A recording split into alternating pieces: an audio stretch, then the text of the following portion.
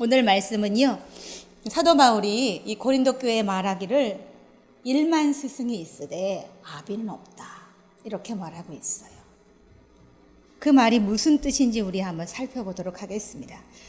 저는 개인적으로 저희 집에서 7남매 중에 6째로 태어났습니다. 그래서 위로는 나이 차이가 많이 나는 70이 다 된 오빠가 있습니다. 그래서 제가 초등학교 저학년 때에 오빠가 결혼을 해서 2명이 결혼을 해서 이미 저학년 때 조카가 있을 정도로 그렇게 이제 거의 막내로 저는 자랐습니다. 그래서 어렸을 초등학교 때도 제가 초등학교 때는 굉장히 어려웠어요. 하지만 저는 원피스에 빨간색 구두 그리고 좋은 가방을 메고 다녔습니다. 그렇게 된 이유는 저희 올케 언니들이 이제 명절만 되면 무슨 뭐 명절이나 엄마 아버지 생신이나 뭔 집안 행사가 있으면 올 때마다 나이 어린 시누이들의 그 옷과 가방을 막 사가지고 오는 거예요. 그래서 신발도 항상 예쁜 빨간 구두 신고, 그렇게 저는 어렸을 때 코도 안 흘렸어요.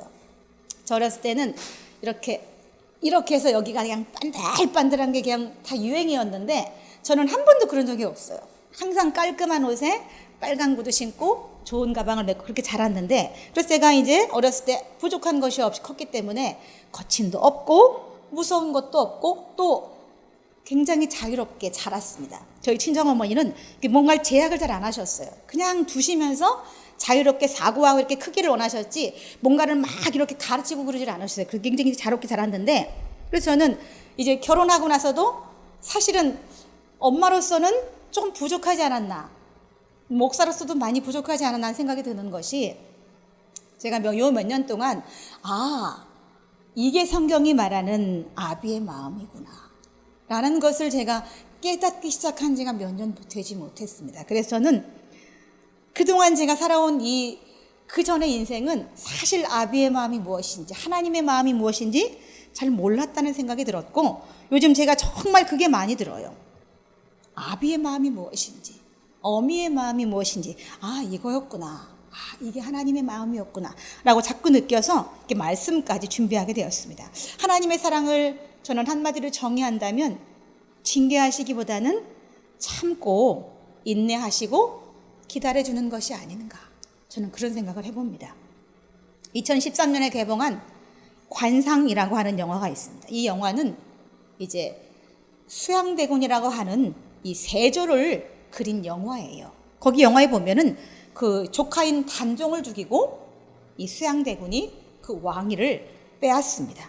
이 수양대군은 어린 조카 단종을 죽이고 왕이 되었지만 그가 왕으로 있는 제2 기간 동안 늘 그 죄책감에 시달렸다고 합니다. 그래서 그는 말년에 종교에 귀의했다라고 전해지고 있습니다. 이 수양대군이, 이 세조가 조카를 향해서 아버지의 마음이 있었다면 조카를 죽였겠는가라는 거죠. 이 세조는 우리가 존경하는 세종대왕님의 둘째 아들로 태어났습니다. 그래서 세종대왕엔 첫째 아들 문종이 있었고, 문종이 재위하고 2년 만에 죽게 되고, 그 뒤를 문종의 아들인 단종이 이어서 3년 동안 왕위에 있었죠. 하지만 너무 어렸고 너무나 힘이 강한, 권력이 센 자기 이제 작은 아버지가 있었기 때문에 그 작은 아버지에 의해서 죽임을 당하고 왕위는 빼앗기고 말았습니다. 그 어린 조카를 잘 돌봐주었으면 얼마나 좋았겠는가. 그래서 어린 조카를 돌봐서 나라를 고르게 평화롭게 잘 이렇게 이끌어 나갔으면 좋았을 텐데, 이 형의 아들이었던 이 단종이 힘이 없는 것을 이용해서 그를 짓누르고 그를 결국 왕위에서 끌어내리고 결국 유배를 보내 거기서 죽이기까지 했죠. 그리고 이 세조는 왕이 있었다는 겁니다. 이 문종이 2년을 재위했고 그의 아들 단종은 3년을 왕위에 있었습니다. 이게 얼마나 불행한 부자예요. 아버지는 겨우 2년을 왕위에 있었고 그의 아들은 3년을 있었는데 3년 만에 그것도 자기 동생에 대해 죽임을 당했는데, 이조 500년의 이 역사는 비극과 슬픔으로 가득합니다. 우리나라 조선시대 2조 500년을 살펴보면 죽고 죽이는 일들이 계속해서 반복되었던 것이 2조 500년 동안 아비의 마음이 없었기 때문에 500년이 피로 물들지 않았을까라는 생각을 저는 해본다는 겁니다. 권불 10년이라는 말이 있습니다. 권력이 10년이 못 가는데도 사람들은 여전히 권부를 심는이라는 말을 무시하고 살아갑니다. 다들 위에 있기를 원해요. 그리고 권력을 쥐기를 원하고 또한 스승이 되기를 원한다는 겁니다. 근데 성경은 우리에게 스승이기보다는 아비가 되어라라고 말씀하고 있습니다. 사도 바울은 스승이기보다 아비이기를 원했다는 겁니다. 오직 그리스도의 교훈으로보다는 그리스도의 사랑으로 품기를 원했습니다. 이 바울이 스승이기보다는 아비가 되기를 원했던 이유는 무엇일까? 사람에게는 다 누구에게나 교만함이 사실 있습니다.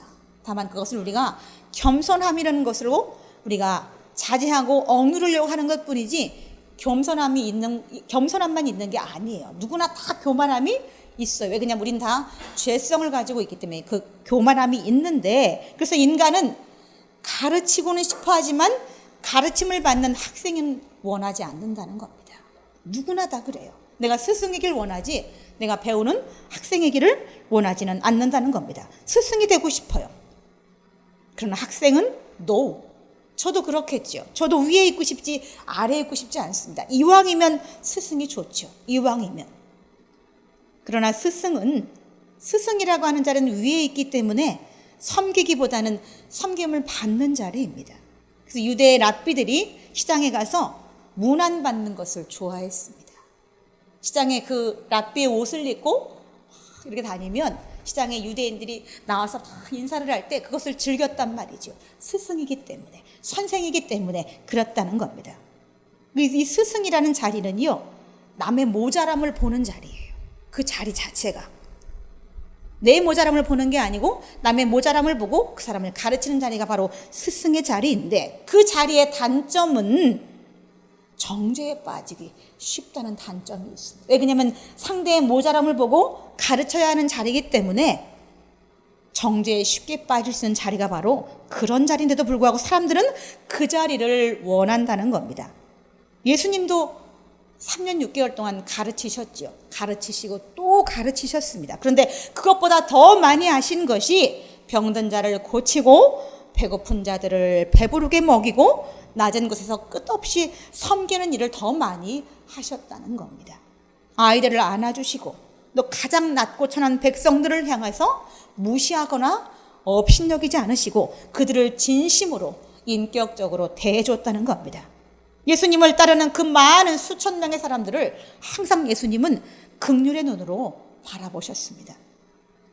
예수님이 골고다 언덕에 십자가를 지고 올라가실 때에도 자신을 보고 울고 있는 많은 여인들에게 누가복음 23장 28절에는 나를 위해서 울지 말고 너희와 너희 자녀를 위해서 울라, 이렇게 말씀하셨습니다. 왜 이렇게 말씀하신 줄 여러분 아세요? 예수님이 지금 십자가를 지고 골고다 언덕으로 올라가면서 나를 위해 울지 말고 너와 너의 자녀들을 위해서 울라라고 말씀하신 이유는 앞으로 미래에 예견되었던 이스라엘을 향한 고난에 대해서 예수님이 아셨기 때문에 그 슬픔과 고난에 대해서 가슴 아파서 너희와 너희 자손을 위해서 울라라고 말씀하셨던 겁니다. 예수님은 죽으러 가시면서도 남아있는 나약한 이스라엘 백성들이 너무나 가슴이 아프셨고 그래서 너와 너의 자신을 위해서 너의 자녀를 위해서 기도하라고 말씀하셨다는 겁니다. 아비의 마음이 무엇인지 한번 생각하게 하는 그런 말씀이죠. 내가 곧 죽을 사랑이에요. 내가 십자가를 지고 지금 골고다 언덕을 걸러 올라가고 있어요. 그런데 예수님은 자기를 바라보는 그 많은 백성들에게 나를 위해서 울지 마라. 이스라엘 백성들은 우상 숭배에 빠져서 자기의 자녀를 불살라 제물로 드렸습니다. 그런 이스라엘 백성을 향해서 예수님은 한없이 울고 계셨던 겁니다. 또한 로마로부터 100년이 넘는 시간 동안 극심한 환난을 당하는 것이 바로 유대인들이었어요. 예수님의 후의 역사는 그것을 증명합니다. 복음을 전하던 모든 사도들이 거의 다 처형을 당했습니다. 그리고 또 로마의 지배를 받았고 로마의 이 네로 황제는 유대인들 집에 불을 지르고 유대인들을 경기장에서 사자의 밥으로 주고 그것을 죽이는 것을 즐기는 일을 자주 했습니다. AD 70년에는 예루살렘이 완전히 멸망해서 수만 명이 죽어나갔지요. 그리고 주 135년에는 발코크바 반란이라는 것이 일어나서 그때에도 58만 명에 달하는 유대인이 학살을 당하게 되었습니다. 이런 모든 것을 예수님은 아셨기 때문에 십자가를 지고 골고다 언덕에 올라가시면서도 나를 위해서 울지 말고 너와 네 자손들을 위해서 울라라고 아비의 마음을 보여주셨다는 겁니다. 오늘 본문의 5절에 보면 주께서 오시기까지 아무것도 판단하지 말라라고 말씀하십니다. 그런데 우리는 판단합니다. 인간은 명료한 것을 좋아하고 좋은 것인지 나쁜 것인지 또 싫은 것인지 인간들은 판단하기를 좋아합니다. 사건을 보면 우리는 판단합니다. 사람의 행동을 보면 우리는 판단합니다. 근데 바울은 판단하지 말라고 말하고 있습니다. 세상의 모든 일을 판단하지 않는다면 우리가 한국인들이 가장 많이 먹는 라면 하나도 만들 수 없을 것입니다.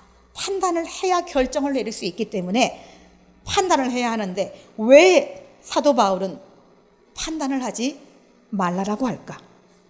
판단이 모두가 나쁜 것은 아닙니다. 판단이 필요합니다. 그런데 사도 바울은 판단하지 말라라고 말하는 것은 사도 바울이 말하는 그 판단하지 말라라는 말씀은 경솔한 판단을 하지 말라는 얘기입니다. 쉽게 남에 대해서 얘기하면 그 판단이 경솔할 수 있기 때문에 함부로 판단하지 말라고 말하고 있던 거죠. 당시 고린도 교회는 분쟁이 끝없이 일어났습니다. 베드로파냐, 바울파냐, 아볼로파냐, 또 그리스도파냐 하는 당파싸움이 계속해서 일어났고 사상에 대한 신학적 분쟁이 끝없이 일어났죠. 도덕적 문제가 계속 일어났습니다. 또 성적 문제도 계속해서 벌어졌던 거죠. 사도 바울은 고린도 교회를 향해서 권면의 말을 통해서 그들이 변화되기를 원했다는 겁니다. 일상 속에서 이런 문제들을 삶으로 헤쳐나가기를 원했습니다. 삶과 신앙이 하나가 되기를 원했지요. 신앙을 말할 때 신앙의 자세를 말하지 않을 수 없는 것처럼 사랑을 말할 때 그 사랑 안에는 자비와 용서가 끼어 있어야 된다는 사실을 우리는 알고 있습니다. 이 바울은 고린도 교회가 만나는 모든 문제를 그리스도의 사랑으로 접근하고 있다는 겁니다. 그래서 오늘 스승은 많은데 아비는 적다, 아비는 없다 라고 말하고 있습니다. 잘못된 것이 있으면 바르게 가르치는 것이 맞습니다. 근데 그 가르침이 어떤 때는 울리는 꽹과리 같을 때가 있습니다. 그냥 툭 치고 다시 없어지는 아무것도 남지 않는 울리는 꽹과리 같을 때가 있습니다. 잘못된 것은 잘못된 것이지만 우리가 그 말을 찾고 말을 하지만 듣는 사람에게 아무런 심적 동요도 일으키지 못할 때가 많다는 겁니다. 그래서 가르치다가 튕겨져 나가는 경우가 있습니다. 잘못된 거야. 그렇게 하면 안 돼. 이게 맞아. 라는 말보다 그랬어? 그랬구나. 라고 하는 그런 말이 더 심령에 더 깊은 호소력이 있을 때가 있다는 겁니다. 요즘 제가 그것을 배우고 있습니다. 저도 사실은 늘 정죄하고 지적하며 가르치는 타입이었는데 하나님은 저한테 계속해서 그게 아니야. 나는 너에게 그렇게 가르치지 않았어라고 계속 말씀하시고 있습니다. 그랬어? 그랬구나.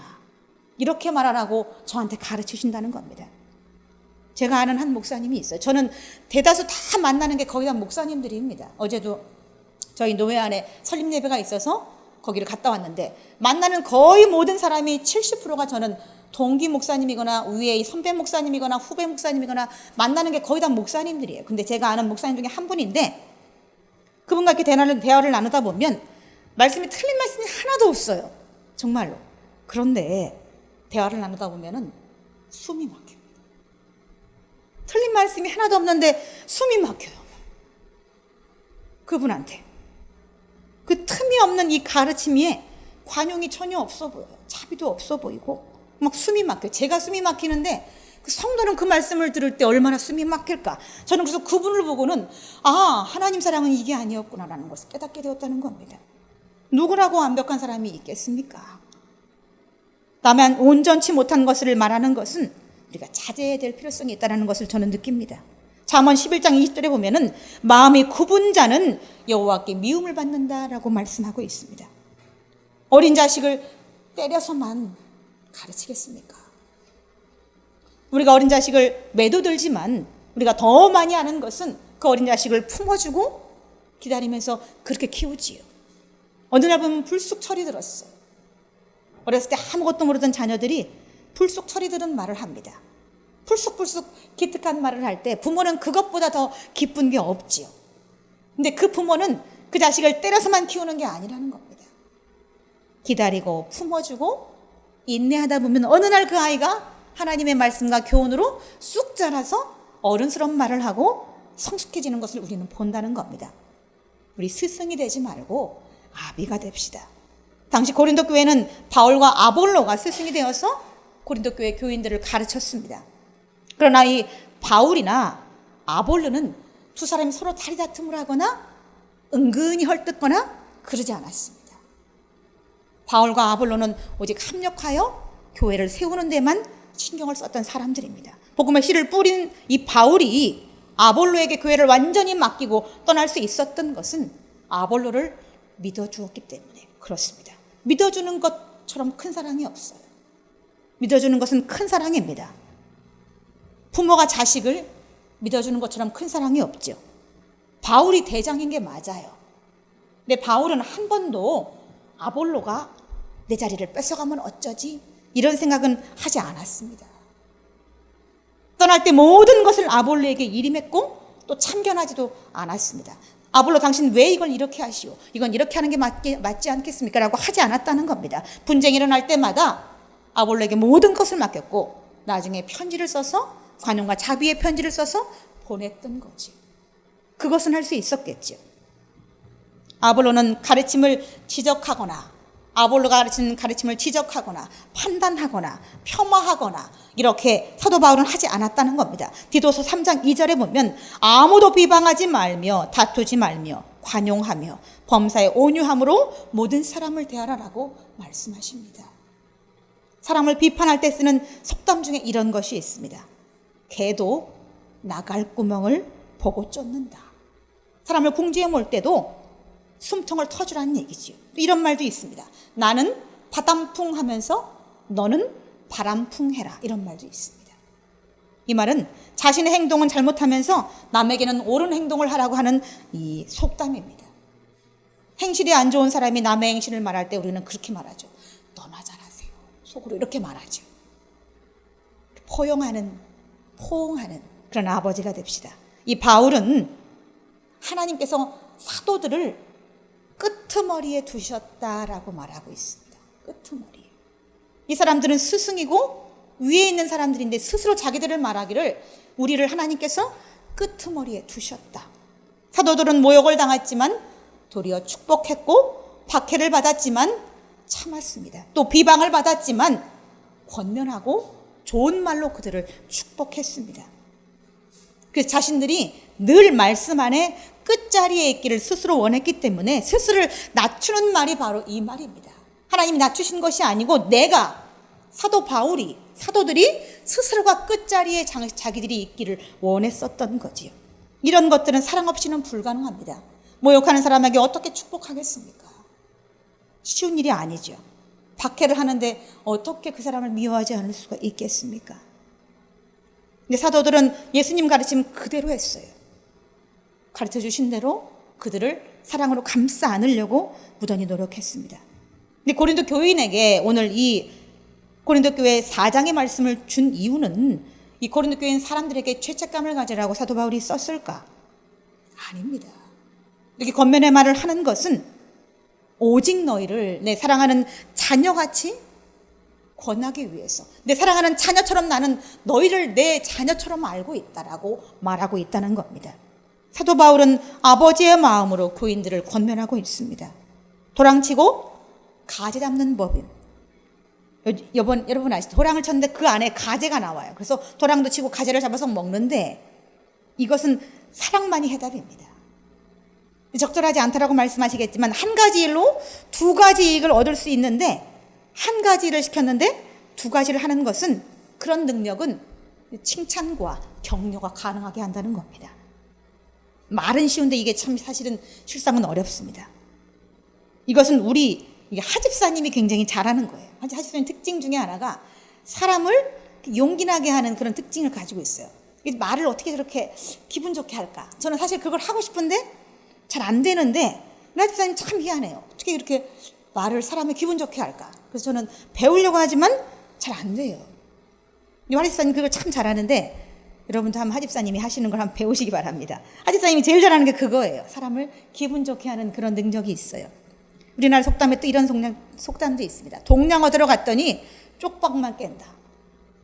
옛날에 거지들이 밥그릇이 쪽박이었잖아요. 그 쪽박을 가지고 동량을 얻으러 갔더니 그 집 주인이 나와서 밥그릇까지 그냥 다 깨부셨다는 겁니다. 그냥 안 주려면 그냥 말든지 왜 남의 밥그릇까지 깨냐는 말이지요.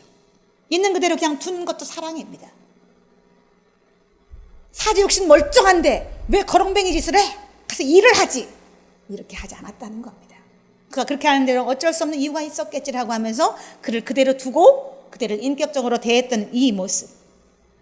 동량화 들어갔더니 쪽박만 깬다. 우리 이러면 안 되겠지요. 저는 이제 이 아들한테, 우리 아들한테 항상 옷 입는 것에 대해서 얘기해 줍니다. 우리 아들이 제가 하얀 면티를 사다 주면 그걸 하도 입어서 계속 바꿔줘도 티가 계속 노란색이 돼요. 아무리 열심히 빨고 그래도. 근데 그렇게 되는 이유가 그걸 그냥 1년 내내 입는 거예요. 교회도 노다지 그걸 입고 와요. 그래서 내가 제발 좀 그것 좀 입지 마라. 그러는데 말을 안 들어요. 그래서 제가 집에 밝고 깨끗한 옷이 많아요. 화나고. 그런데 우리 아들은 안 입으려고 그래요. 그리고 맨 입는 게 뭐냐면 검은색, 어두운 색. 그리고 또 하나 있으면 그 누런 면티. 자꾸 말을 하게 되는데 아들은 싫어합니다. 그래서 요즘에는 저 스타일 그대로 그냥 인정해줘야 되겠다 생각을 하는데 자꾸 보면은 저는 자꾸 잔소리를 하게 되는데 이제는 좀 하지 말아야 되겠다. 명수의 취향을 그냥 못마땅하지만 인정해줘야 되겠다라는 생각을 하고 있습니다. 이 물리학자였던 에드워드 텔러라고 하는 사람은 이렇게 말했습니다. 삶은 천천히 나아지고 빨리 나빠지고 큰 재난은 분명히 눈에 보인다. 나쁜 것은 빨리 오는데 좋은 것은 천천히 다가온다는 겁니다. 또 영국의 시인이었던 조지 메리디스라고 하는 사람은 기도를 함으로써 더 나은 사람이 되는 이의 기도는 응답을 받는다. 기도하는 사람이 하는 기도하면서 행동하면서 보이는 그 사람의 모든 것은 응답받는다는 겁니다. 내가 본을 보이면서 누구를 위해서 기도하면 그 기도에 응답이 되어서 행실이 온전치 못한 사람이 내 기도에 응답이 되어서 하나님이 그 사람의 행실을 온전케 한다는 겁니다. 내가 기도만 하면 될 게 아니고 기도와 내 행동이 하나가 되어야 내가 기도할 때 누구를 위해서 기도할 때 그 기도가 그대로 심겨진다는 겁니다. 이 바울의 고린도 교회를 향한 말 중에 유명한 말이 있죠. 나는 심었고 아볼로는 물을 주었을 때 오직 자라게 하시는 이는 하나님뿐이라고. 우리가 아버지의 마음을 품고 기도하면 사람을 변화시키는 것은 하나님이 하시는 일입니다. 우리는 사람의 마음을 변화시킬 수 없습니다. 성화의 영역은 하나님의 영역입니다. 지적하고 가르치는 방법보다 내가 본인 되는 것이 빠를 것입니다. 관상에서 마지막 주인공이 하는 말이 있습니다. 명언이라 제가 한번 여러분에게 들려드리겠습니다. 난 사람의 모습을 봤을 뿐 시대의 모습을 보지 못했소. 시시각각 변하는 파도만 보았을 뿐 바람을 보아야 하는데 파도를 만드는 건 바람인데 말이오. 그는 늘 파도만 봤어요. 그 파도를 만드는 것이 바람이라는 사실을 보지 못했다라고 관상의 주인공은 마지막에 말하고 있습니다. 보이는 것만 보지 말고 보이는 것 뒤에 숨은 보이지 않는 것을 보라는 얘기지요. 굳이 가르치고 싶다면 내가 신앙으로 삶으로 보여주어야 한다는 겁니다. 그게 빠릅니다. 그게 기도의 응답이 빠르다는 겁니다. 기도는 산을 움직이게 한다는 거 성경은 말씀하고 있습니다. 말로 하는 사랑은 아무 의미가 없습니다. 진짜 사랑은 행동으로 합니다. 남에게 행동을 요구하기 전에 내가 먼저 행동한다. 이 남유다 왕국에는 이호화스라고 하는 왕이 있었죠. 그는 핏덩어리 어렸을 때에 모든 왕자들이 다 죽임을 당할 때에 겨우 살아난 그런 왕자였습니다. 왕자였지만 목숨도 부지할 수 없는 그런 왕자를 여호야다라고 하는 이 제사장이 그를 구해서 성전 안쪽에서 그를 길러서 왕으로 세웠단 말이지요. 우리는 스스로 아무것도 할 수 없는 존재들입니다. 하나님이 사랑으로 여기까지 우리를 키우셨기 때문에 오늘날 우리가 이렇게 살 수 있는 겁니다. 햇살을 내가 품지만 품은 건 우리가 드러나지 않아요. 그러나 우리 가슴 속에, 우리 마음 속에 밖에 환하게 비치는 햇살을 가득 품는 것처럼 넓고 크게 그렇게 하나님의 사랑을 품어보시기 바랍니다. 우리 다 같이 기도하시겠습니다. 하나님 아버지, 사도 바울이 개탄했던 것처럼 일만 스승이 있으되 아비는 많지 않다 하였으니 우리가 일만 스승이 아니요 일만 아비가 되게 하여 주옵소서. 그래서 오늘날 교회가 하나님의 사랑으로 가득 차게 하여 주옵소서. 감사를 드리며 우리 구주 예수 그리스도의 이름으로 기도드리옵나이다. 아멘.